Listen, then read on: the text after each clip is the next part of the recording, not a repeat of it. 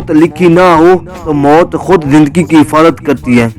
جب موت مقدر ہو تو زندگی دوڑتی ہوئی موت سے لپٹ جاتی ہے۔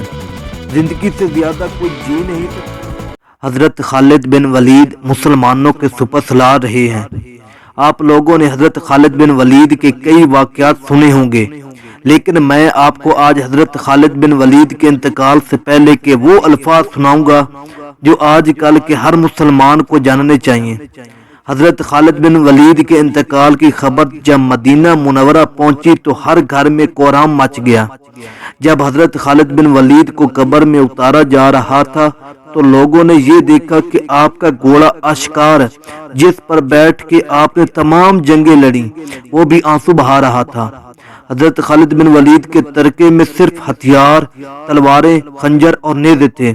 ان ہتھیاروں کے علاوہ آپ رحمۃ اللہ علیہ کے پاس صرف ایک غلام تھا جو ہمیشہ آپ رحمۃ اللہ علیہ کے ساتھ رہتا تھا۔ اللہ کی یہ تلوار جس نے دو عظیم سلطنتوں روم اور ایران کی چراغ بجھائے، وفات کے وقت ان کے پاس کچھ بھی نہ تھا۔ آپ نے جو کچھ بھی کمایا تھا وہ اللہ کی راہ میں خرچ کر دیا تھا، ساری زندگی میدان جنگ میں گزار دی۔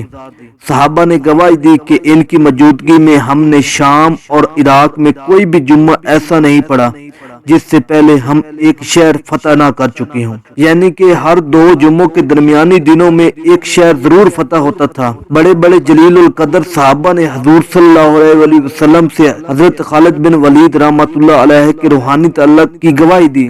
حضرت خالد بن ولید کے وہ الفاظ جو ہر شخص کو سننے چاہیے اور اس پر غور کرنا چاہیے کہ آج آپ ان الفاظ پر پورا اترتے ہو یا نہیں۔ وہ الفاظ یہ تھے کہ موت لکھی نہ ہو تو موت خود زندگی کی حفاظت کرتی ہے۔ جب موت مقدر ہو تو زندگی دوڑتی ہوئی موت سے لپٹ جاتی ہے۔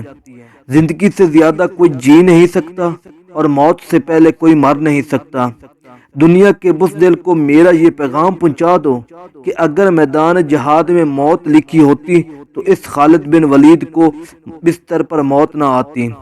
اس پیغام کو اس دور میں ہر مسلمان کو ضرور پڑھانا چاہیے اور حضرت خالد بن ولید رضی اللہ تعالی عنہ کے قول کو وقتاً فوقتاً دہراتے رہنا چاہیے۔